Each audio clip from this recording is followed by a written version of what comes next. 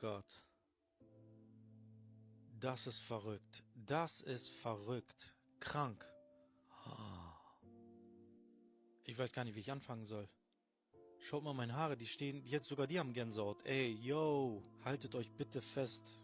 Ich sag jetzt mit Absicht das Land nicht, aber ihr wisst, welches Land ich meine. Die laden Mädels ein, die Only for You machen, ne? Oder sich als Model betiteln oder was weiß ich.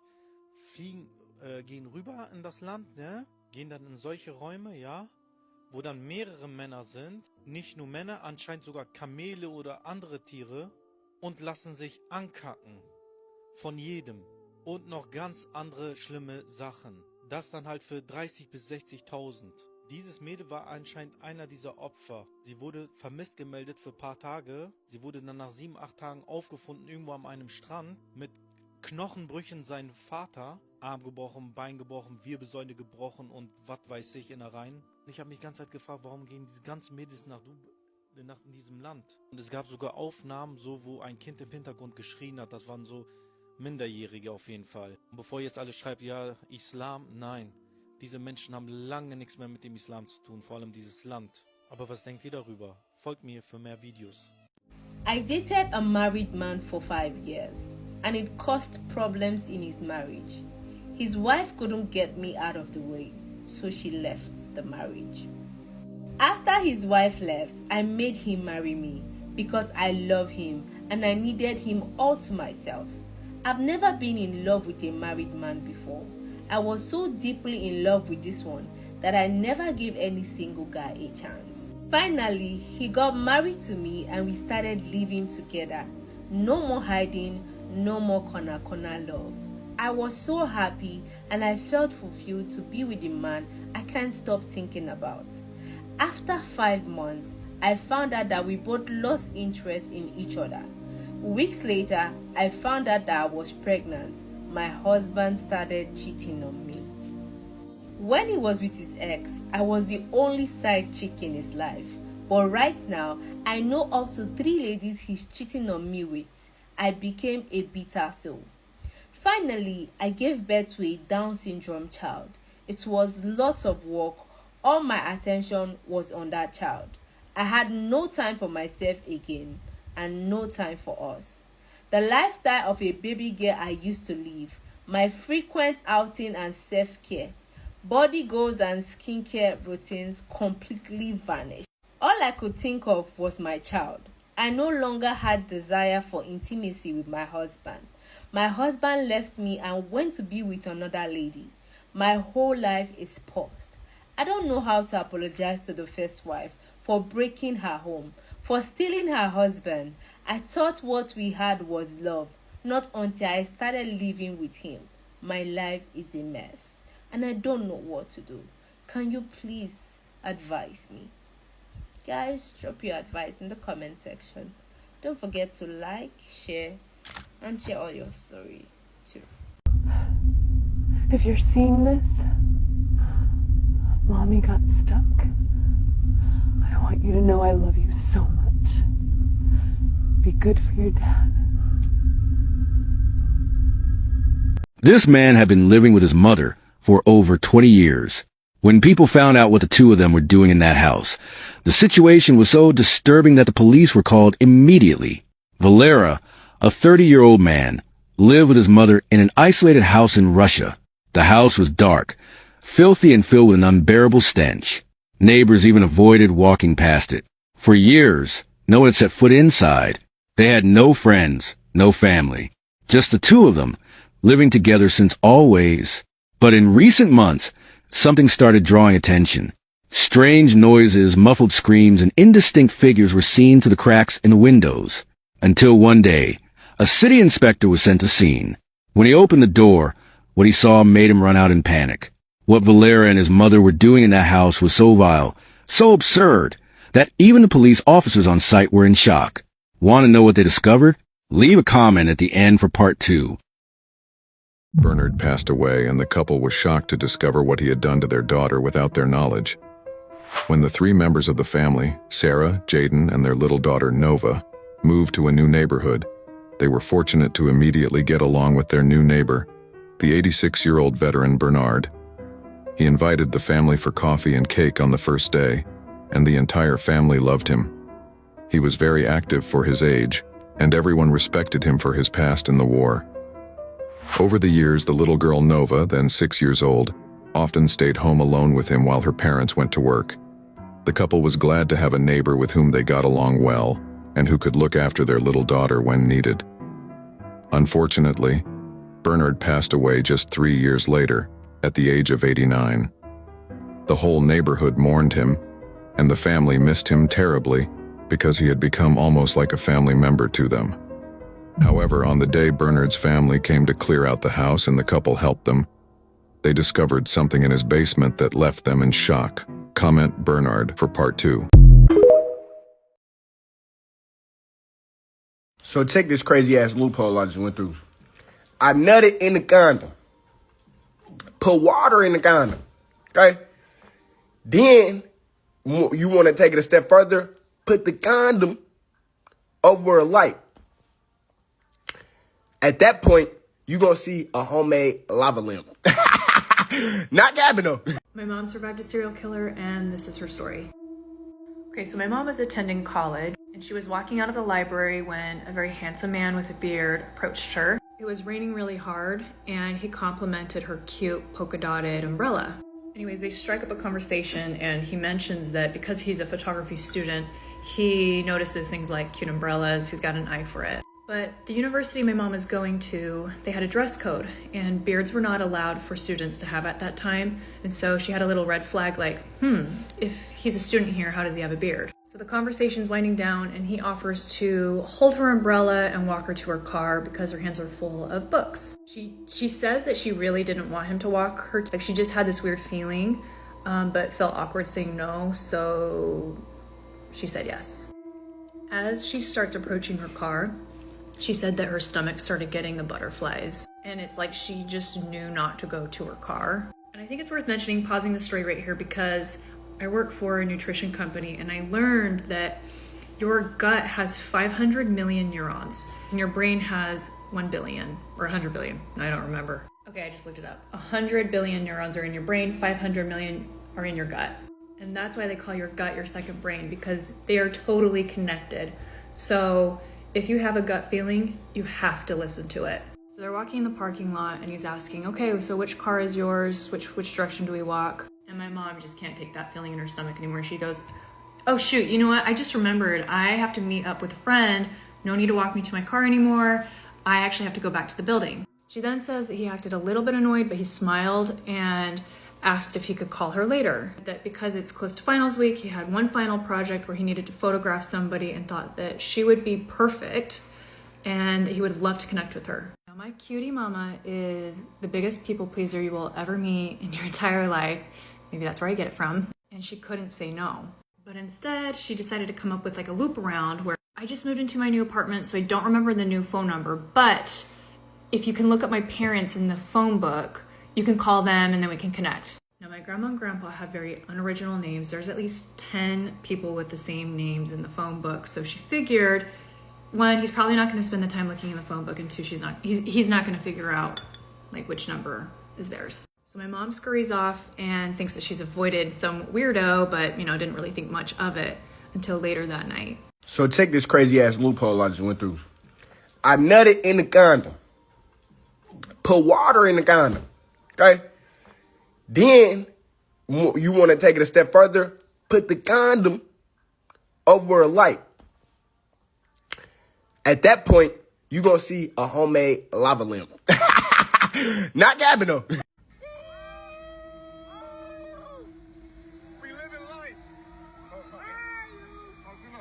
The man you saw in that video, Richard Ragland, went on to drown that day.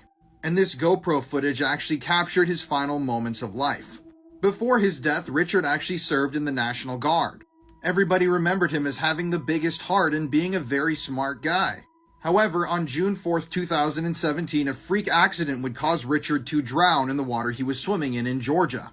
To this day, nobody knows exactly what killed Richard or what forced him under the water, but his friends that were with him that day stated that he went under the water. They tried to help him, but there was no way they could get him back up to the surface. So after his death, Richard's family mourned their loss. But it wasn't until years later when a diver actually recovered that GoPro sitting at the bottom of that water. The diver's name was Rich Abernathy. He has a YouTube channel where he goes into bodies of water and dives. And he was diving in that same water in Tennessee when he came across a GoPro. And when he looked at the contents of that GoPro, the connection was made that this was Richard Ragland, the man who had drowned there only a few years prior. I'm going to play you a little bit more of that video. It is just some really haunting stuff. Being with brothers and sisters, we live in life. We live in life. We live in life. See, the thing is, one common goal that we all share is the same goal.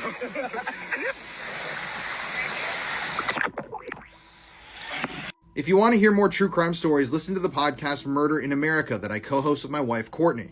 It's available on all streaming platforms. This is hands down the creepiest story I've heard yet. Danielle Hawkins was a teacher and she reportedly started to act weird in June of 2012.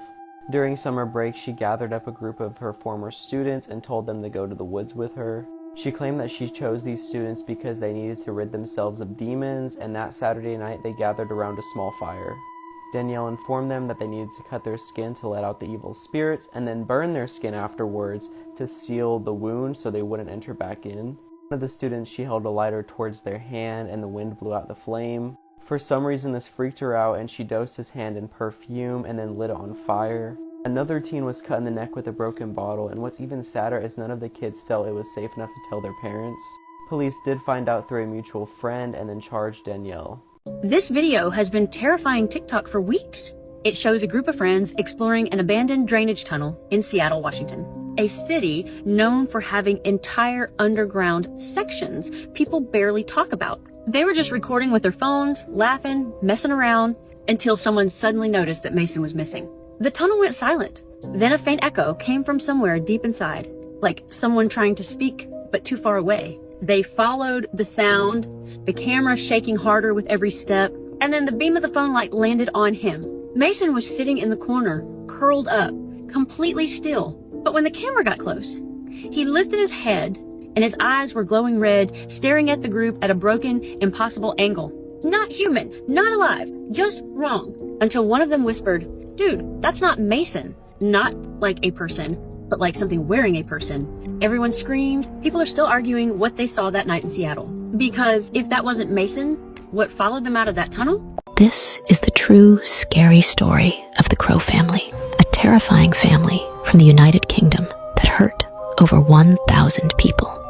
In the 1950s, there was a quiet village in Yorkshire, England, surrounded by thick woods known as Black Hollow Forest.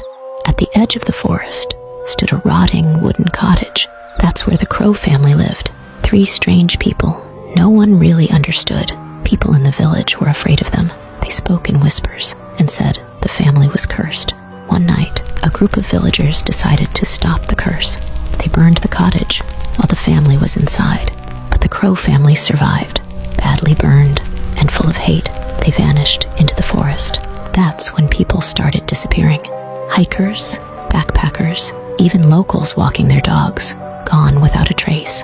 They said they heard laughter in the woods. People say that Crow family is now hunting people. This family started to believe their dog might be a skinwalker. At first, it was just small things, odd movements, a blank stare, a low growl for no reason. But then it got really unsettling. They noticed she was standing and moving on 2 legs more and more, almost like a person. The other dogs were terrified of her and would run away. One day, when they got home, they saw her sitting on the front steps in a completely unnatural, almost human pose. The second they got closer, she dropped back down onto all 4s like nothing had happened. The family decided to test her using something they found online. They poured a circle of salt around her. If she stepped out, everything was fine. But if she stayed inside, it meant she was a skinwalker.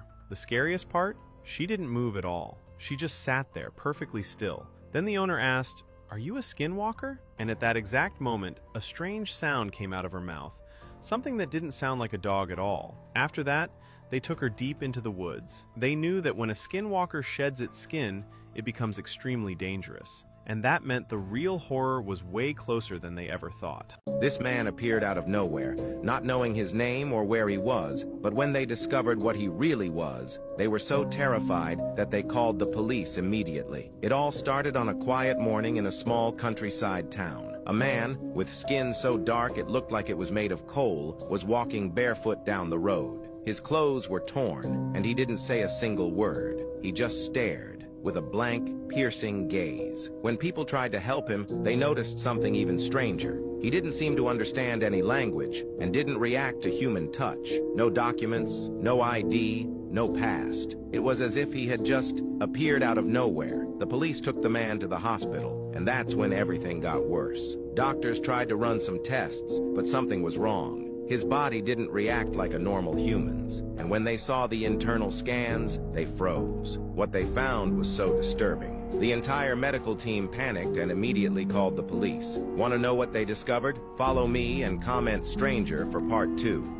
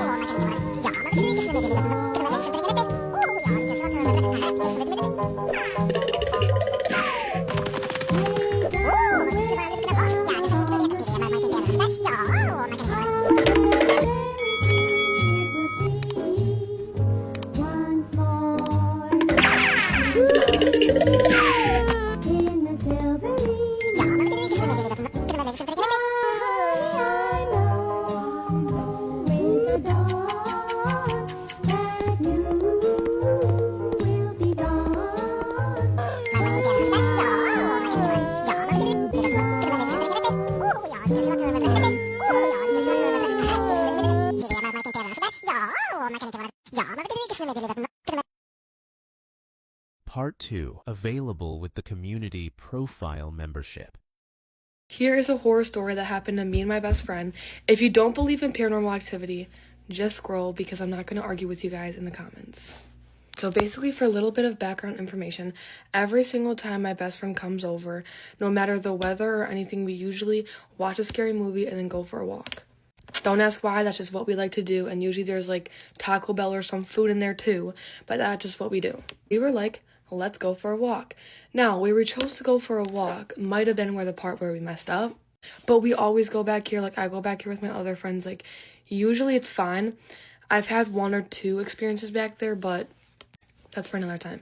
Basically, it's like houses lined up, and behind their house and behind their backyard, it's like a small pathway where you can walk.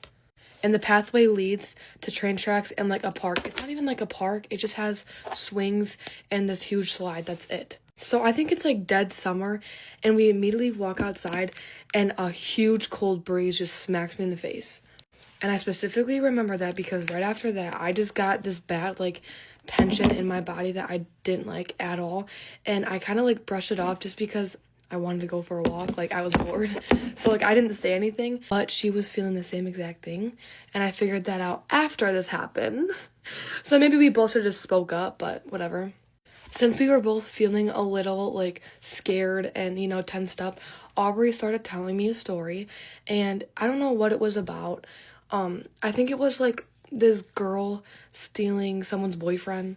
I don't know, it doesn't really matter, but the most important part is, when she was telling the story, she specifically said they were saying this girl had a weird face.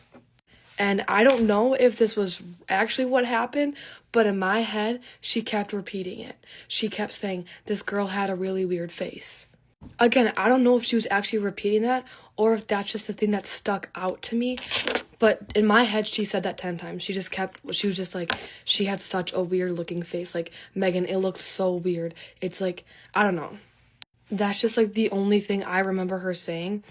And then she said something about like it looking like disformed. And I was like, all right, okay, let's stop.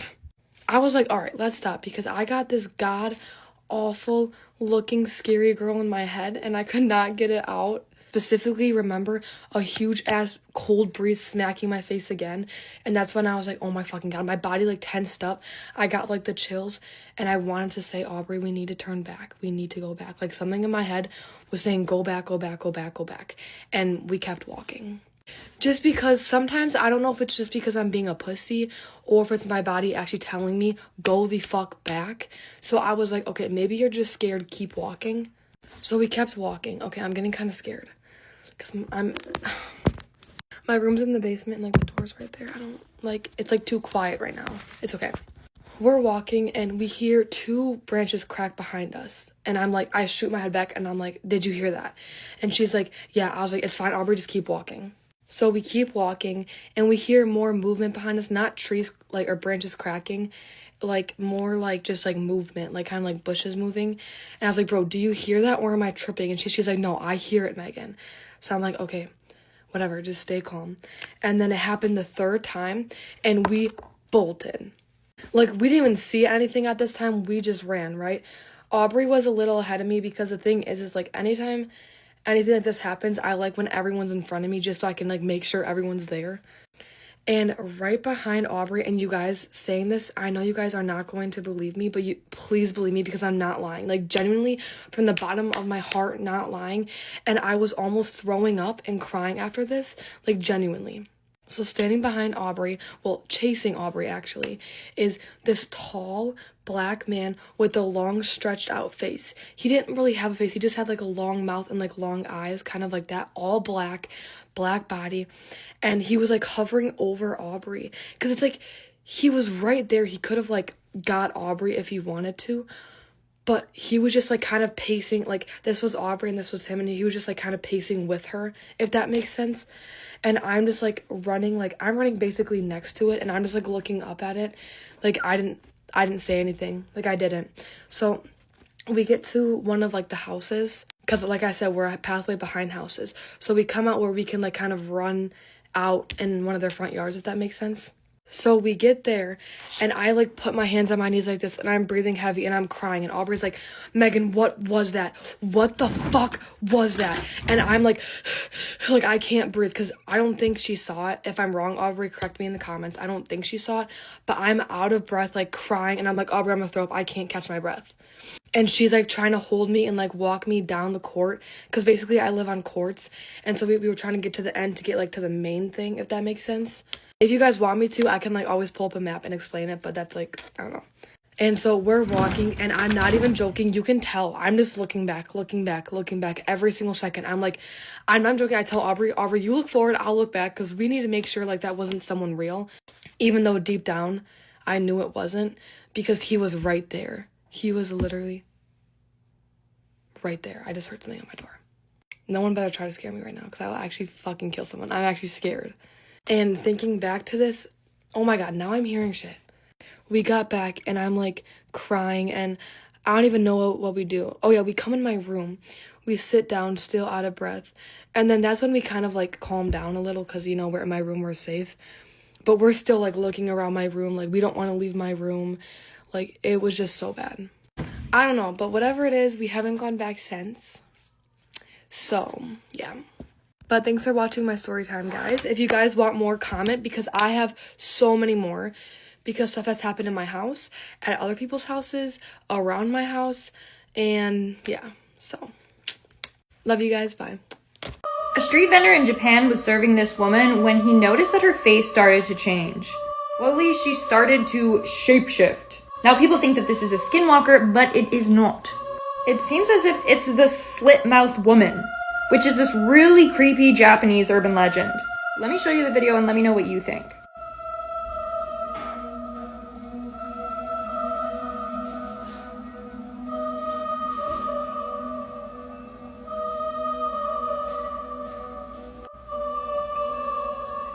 This is a 100% true story that happened to a woman in Madison, Wisconsin. Now, there was this woman named Sherry who moved into this house with her 2 children in Madison, Wisconsin. Now, she said, at the time she didn't believe in anything supernatural. She really thought that was a bunch of nonsense. But she said, right away when they moved in, she would notice, out of the corner of her eye, sometimes shadows moving across the walls. She would hear strange noises that she couldn't explain. This is 100% true story that happened to a woman in Madison, Wisconsin. Now, there was this woman named Sherry who moved into this house with her 2 children in Madison, Wisconsin. Now, she said, at the time she didn't believe in anything supernatural. She really thought that was a bunch of nonsense. But she said, right away when they moved in, she would notice, out of the corner of her eye, sometimes shadows moving across the walls. She would hear strange noises that she couldn't explain. I've been advised not to tell this story by practically everyone in my life. I've been specifically warned by my management that this could lead to a defamation case. As somebody who promised you to always be upfront, I'm going to tell you anyway. And it's not going to make sense until the end. And I will try my best to put it into one video. Growing up, I had one best friend. We were obsessed with each other. So when I moved to school, we were very devastated that we weren't going to see each other every single day. And we would speak to each other every night for so long that eventually our mums used each other's numbers as like the free numbers that you used to get. Like back in the 90s, you had like that one number you could do free calls. Normally this number would be reserved for like your nan or like your mum's best mate. We were so close that we even manipulated a plan so that I would move close to her. We spent all summer circling houses for sale in the newspaper, and we kept putting them in front of our mums and dads until eventually my mum and dad actually bought one of the houses that we had circled, which meant we were on the same road. And as soon as we were old enough and the opportunity arose, we moved in together. By this point, we're basically adults. We have our own groups of friends. And one friend that she had, I never particularly liked. There was something about her, I couldn't put my finger on it, but I didn't trust her. But you've met Helen already now, so you know that my mum raised me to be kind. So I took this friend in as my friend. So my best friend, we'll call her Lissa, is one of those girls that if you're ever in trouble, she's going to be there for you. And her friend, the one that I don't trust, we'll call her Karen, is that friend that always has the drama. She always needs rescuing. Wherever she goes, drama follows her, chases her, like a bounty hunter. It's like no matter what she does, she just can't catch a break. But throughout our year living together, this girl turns up on our doorstep crying almost at least once a month. Karen's mum and dad have a lot of money, whereas mine and Lissa's are just normal people. Karen has a good job in her family business, so it doesn't go unnoticed by me when she would turn up at our house empty-handed, eat our food, watch our TV, drink our drinks, make a mess, and then just leave. And I'm not trying to be an ungracious host, but this girl was take in every sense of the word. She was like an emotional vampire to my friend. And it got to the point that when she would come round, I would make an excuse and leave. It's a dark night. We're not expecting anybody. There's a knock at the door. It's Karen. She's in floods of tears. She's done something very stupid. And you know what? Despite everything that this girl has done to me, I'm never going to say exactly what she did. But I will say, never in a million years would I do that. I would never do what she had done, and I especially would not go running to my friend for sympathy or help or shelter, because she didn't deserve it. But my friend invited her in, gave her a place to stay, and made her dinner. Off I went to work, and at the time I was working at a nightclub. I was a door girl. It was freezing, but I didn't care, because I'd rather be standing in the freezing cold on the door than listening to that shit. And my night would go from bad to worse. It was actually a night I'll never forget, because the club that I worked at would actually have a serious incident that night. Someone would get bottled so close to me that I would end up with blood on my clothes, and I'd have to write a police statement. And all I wanted to do when I got home was have a shower, eat my dinner, and go to sleep. Do you think I could do that? No, I couldn't do that because Karen had eaten my dinner. That bitch had eaten my dinner. I had £20 to my name. Boyfriend had ordered me a Domino's and she had eaten it. She didn't even leave the crusts. So in the morning, when my boyfriend texted me and asked if I got the Domino's that he'd left me and he had paid for, because God knows Domino's is very expensive and I wouldn't have been able to afford it myself, it was a special treat, and I told him no and explained why, he was furious. Absolutely furious. And I should have heeded his warning. She's got no manners. She's not been raised properly. You need to watch her. And he was bang on the money. Fast forward to when I was opening up my own makeup business. I get a text message from this girl. She was thinking of doing makeup herself and she wanted some tips. I gave them. I didn't listen to my boyfriend's advice and I gave them to her. He even said she could come and shadow me if she wanted. I would accidentally fall pregnant. Best accident that ever happened. But not everything in my pregnancy went to plan. I would actually have something called HG, extreme sickness in pregnancy. And it would actually mean that I would end up in hospital a lot of my pregnancy. Which, being self-employed, isn't the best thing. I didn't have sick pay. I didn't have insurance. I didn't have statutory. I had nothing apart from a loyal client base. And if it wasn't for these clients, I would probably never know about what this girl did to me. Because while I was here, strapped up to all different types of stuff, she was busy messaging my clients, offering them 20% off. Yeah, 20% off if I cancelled on them. She was profiting off of my misfortune behind my back. Whilst I was laying in a hospital bed with a face full of broken blood vessels, because by the way that happens, when you throw up for 12 hours straight every day, you walk around with broken blood vessels. This is how that looks. All over your face. The problem that I have with this is that there are only a few people in the world that knew that I was in hospital. And there were only a few people in the world that knew why I was in hospital and that it would be an ongoing thing. You guessed it. It was my best friend. And her best friend. She carried on. She took every last gig I had whilst I laid in a hospital bed. And I had no fight left in me. So all I wanted was a healthy baby.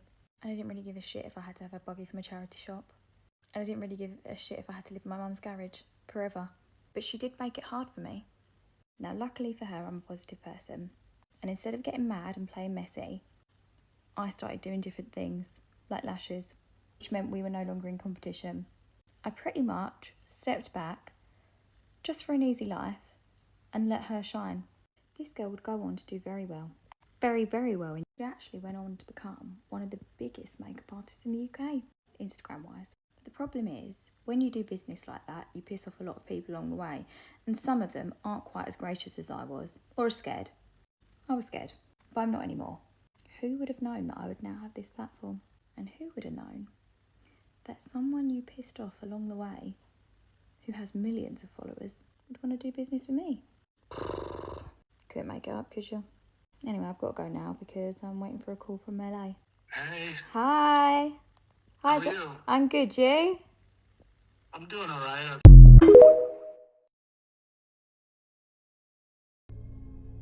I was 9 years old when this happened.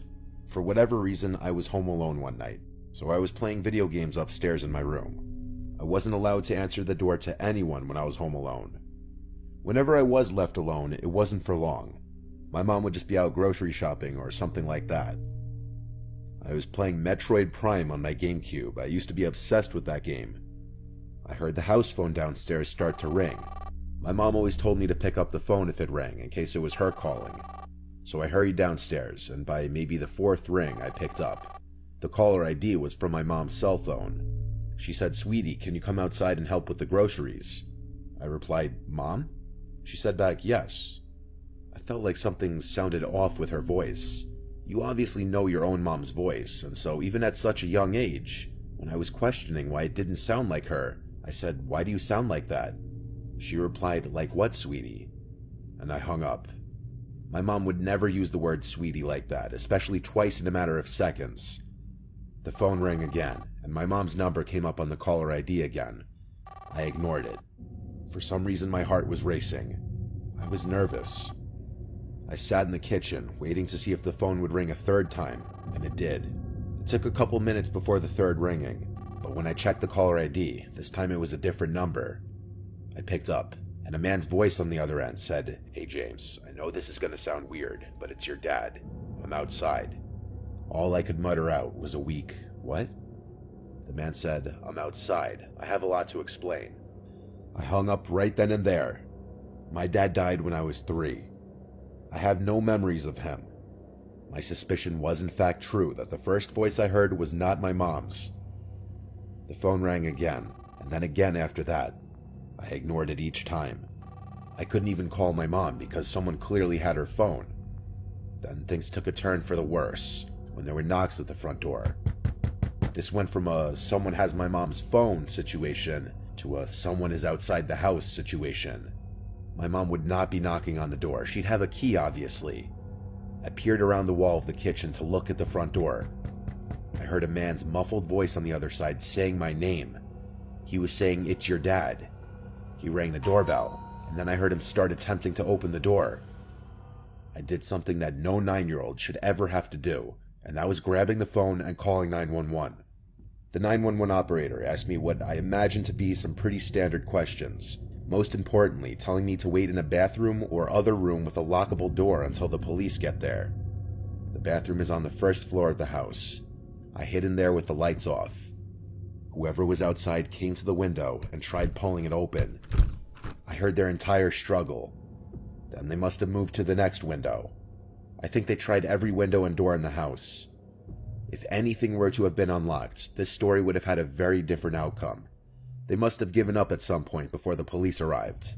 And I say they because clearly there were 2 people involved in this, a man and a woman. They both could have been out there for all I know. The operator told me that the police are at the front door now and it's safe to go meet them there. Only when I opened the door to the police was when I hung up the phone. They did a quick investigation inside and outside of the house and asked me where my mom was supposed to be and if my mom knew anyone who might want to hurt us. I'm sure I said I thought she was grocery shopping or something, and not that I know of. My mom returned home with my little sister in a panic when she saw the police cars out front. My mom's phone was stolen, which was already clear.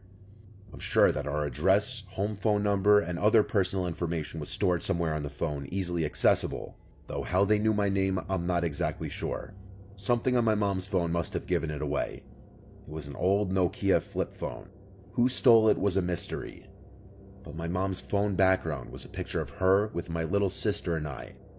This could have been an indication to some disgusting, creepy couple out there that the owner of this phone was a single mom with 2 young kids, and they tried to use that as a way of tricking me into leaving the house, which is absolutely disgusting and horrific.